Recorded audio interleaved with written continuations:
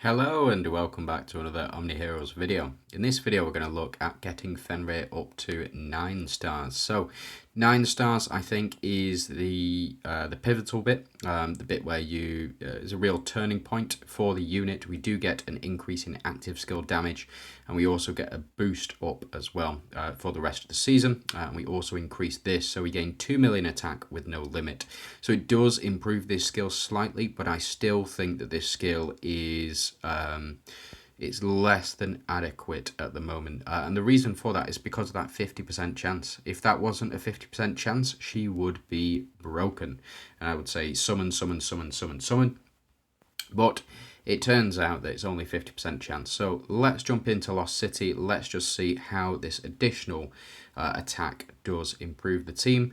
This is the team that we were running last time. We'll take these guys out for now and let's see how well we fare in just a traditional Avengers build. So we go with Janna, Fenrir and Narissa on the back row. We've got Wing Jung and Victoria on the front row. And let's just see. Let's see whether or not we can get the damage in. Now with Fenrir we were seeing crazy amounts of damage. That was with Elisha on the team. That was with Eudora on the team. We did still have Victoria there, but it was mainly to do with getting as much damage in and as many hits in as possible right from the start, so that we can build up our attack and our HP. Now remember, it's every hit. So on every single hit that it does this. Every cast of the ultimate increases HP, and every hit on an enemy increases or potentially has the power to give an additional 2 million. So say for example Victoria here has the potential, because she's just hit the enemies 10 times, to get an additional 20 million attack. Now at 9 stars, Fenrir has the capacity to increase her own attack by 12 million. Narissa, again, if she double ultimates here, which she will do, she has the potential to increase her own attack by up to, 20 million. So every attack will give an additional 10 million attack, or potential of 10 million. Janna here has the potential to increase her own attack by 20 million right from turn 1. So again, we are building up and building up and building up, but I still think that that 50% chance should be 100% chance. It should just be a given. It should just be a given. There should be no 50% included in it, but that's just my opinion. Now it seems as though with Ophelia on the team, it was making a significant difference. Last time we had Ophelia on the team, we started out and Eudora did 19,000 million right off the bat. A very powerful effect indeed. A very high amount of damage. Wing Jung here has the triple. He is technically able to increase his own attack by 30 million by round 2. Plus then the basic attacks that he's done prior to that can be very, very strong. Now Victoria does go down. We did get a miss for Wing Jung as well, but Narissa now will start to increase her own attack quite exponentially with the death of Victoria. And now with the death of Wing Jung, she'll proc again. Hopefully anyway. Yeah, and starting to see some nice damage from Narissa as well. Victoria does go down again, is what it is. I'm not too fussed, because we get more summons, and that will allow for Narissa to get much more damage in. And we get the 3, yeah, okay. But again, I think she's limited herself, or at least the devs have limited her in, because she doesn't attack all, she has less chance, if that makes sense. She has less chance to do what she needs to do, or what she's intending to do anyway. But we'll see. We'll see just how well we do. We do get our max HP increases every time we cast that ultimate. Yeah, there we go. So we do get Fenrir. How much are you doing? Again, it's reasonable. I think she's really actually improved the viability of Avengers in PvE. Avengers have always been good in PvP. Do not get me wrong. Avengers have always been good in PvP. Because they just keep coming back over and over again. Doesn't matter how many times you kill them, they just keep coming back. Whereas in PvP, it's slightly different. Now we see Narissa getting up to some massive numbers, but we can achieve those numbers almost immediately. In fact, immediately, right from the start of battle with units like Eudora, Ophelia, and Elisha. They just, yeah, it's just crazy how much damage you can do right off the bat. We'll have to see though. What I'll do, I'm going to build another team after this one. And then we will see just how well that team does in comparison to just a plain old Avengers team. So bear with me. Let me try this again. Okay, so built this team again, same relics, different team setup. We do have Ophelia. Every time we increase our HP, we'll convert half of that or 50% of that into additional attack. So we do increase the max HP of our team every time we take an action. Hopefully, in this first round, Eudora should take triple action, which means she's going to increase her HP by, what is it? It's 4 million, I think. 4 million every single ultimate that she does. So Victoria here, increase her own attack, increase her own HP, and we're going to start to see some healthy numbers, I think. Yeah, I think healthy numbers indeed. So last time I saw this, Eudora did, 21,000 million, and now with the additional increase in attack, effectively doubling the rate in which we flipping heck. Flipping heck. And 50. Oh my goodness me. That is crazy amounts of damage. Turn 1. This is turn 1. Elisha doing 8. Actually less than we saw last time. We saw Elisha do 100,000 last time. 100 billion last time on turn 1. First attack. This is, yeah. I think Fenrir is actually secretly very good. I do think she needs really high star level though. I think she needs to be upwards of sort of 10 stars in order to proc this properly. But again, we will have to see. What I'm going to do after this, after we've seen this just one more time, I'm going to take this team. I'm going to go into some PvP stuff. We'll just see how well it does. What we'll do is we will go through solo duels, we'll go through duo duels, and then we'll go through pentaduel as well. And just see how well this team performs in seasonal PvP. So we do get 2 freezes and we get 2 confuses because we do have 3 enchanters, or sorry, technically 4 enchanters on the team at the moment.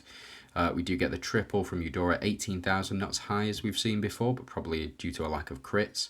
35 million, again, probably due to a lack of crits, but it is absolutely crazy amounts of damage right there from Eudora. Remember, our entire team gets pumped up, and then 53,000 flipping heck, 44 billion that time round, and then Elisha, how much are you doing? 72, so actually less than we've seen. So it does depend on crits for this team, it seems. But yeah, to be fair, she did second most damage after Elisha. She got an extra ultimate in there, but yeah. Very crazy damage. Right, okay, bear with me. Okay, so we're going to jump into some PvP stuff. This is the team setup that I used last time, had Gaia on the team instead. And that was primarily to oppose, opposing Gaia, to see just how well we do here. Now, again, we narrowly dodged bind last time, I suspect, but we'll just have to see. So our Gaia does get bound. That's absolutely fine by me. Get our Holy Shield protection in here, and then our units are just going to take all enemies out, of course. Then we will lose all of this Holy Shield buff. It is what it is, but enemies will still take loads of damage, and we'll start to increase our own damage as well.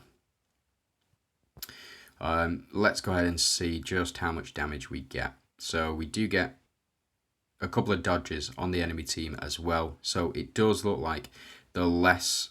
so the dodges that we do get do not contribute to Fenrir's passive ability leveling up. Now we were able to do enough damage to enemy Gaia for that to work. And we do see much less damage with Ophelia or without Ophelia on the team as well. So it's just something to keep in mind. How much are we taking here? Not bad. That's okay. Unfortunately, our Elisha has been frozen, and now the rest of our team have been bound, but we still get Eudora to proc here as well.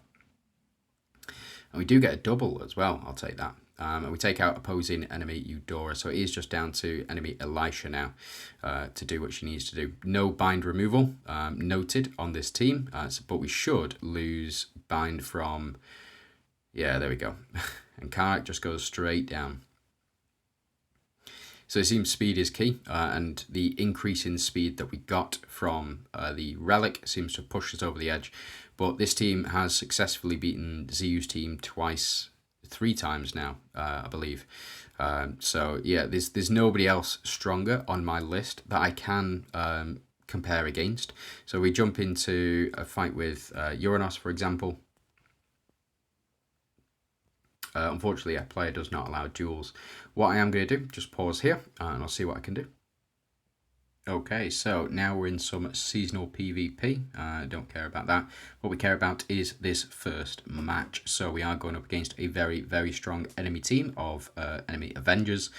We have got three Mistfires on the team in the form of Astrid, Gaia, and technically Victoria. And we do have one Avenger and one Dooms as well, looking to get our attack increased as much as we possibly can. Now that healing is going to hopefully do the business, but we will have to see. So we will get all of our relics to proc first. And once we've got all of our relics to proc, hopefully that's when we'll start to see some real power going through. We do have, Astrid here alongside. So that's Astrid and Fenrir with Gaia on the back row, and we have Victoria and Ophelia on the front row as well.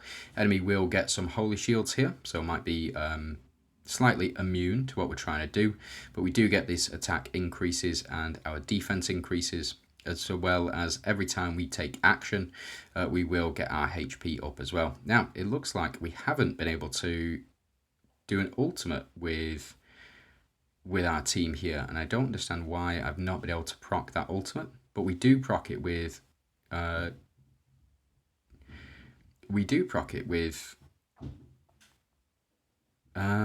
Gaia. That is very strange.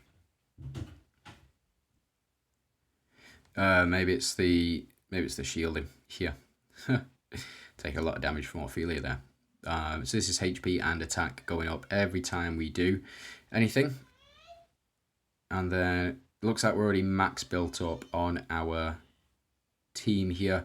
We will get our ultimate. Do take out Aphrodite. That is very good for us. Unfortunately, comes straight back. But the Fortitude has been applied on enemy team, so we'll see.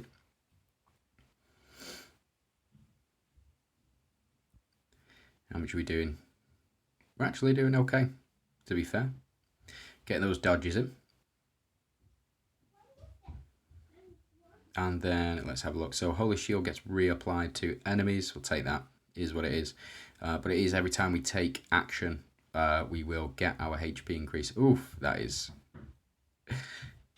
not good. So Fenrir is now gone. No Celestial trigger, of course, because we're running all Deviants, or almost all Deviants. Let's see just how much. No, so not as effective as I originally thought it would be in PvP, but or at least seasonal PvP. But I may be wrong. I may be wrong in that we do lose Victoria. Victoria does go down, but no Celestial proc. Unfortunate, is what it is. And then we'll see whether our Astrid can clean up here. Very unlikely, by the way. Enemy team is very, very strong. Yeah, unfortunate. So just Ophelia left. So not as effective in seasonal PvP, this team, as I thought it would be, but it is what it is. I think, yeah, I think we are good to go. We'll go ahead and skip this one. Unfortunately, yeah, shame. But what can you do? What can you do? against such reckless hate and all that sort of jazz. So yeah, 3-0, or 0-3, sorry, from ZU as expected. But I'm glad we got that tested in. I am glad that we saw what it was like in seasonal PvP. I just don't think it's as good as we would like it to be. Normal PvP and normal PvE looks really, really powerful. But we'll see. We'll see how things pan out. Again, 9 stars. She is impressive, but she really impressed me at 8 stars. Really pumped up those numbers. But yeah, that's it from me. Just want to say thanks very much for watching. I do hope you have a fantastic day. Good luck in all of your summons. And yeah, catch you in the next one.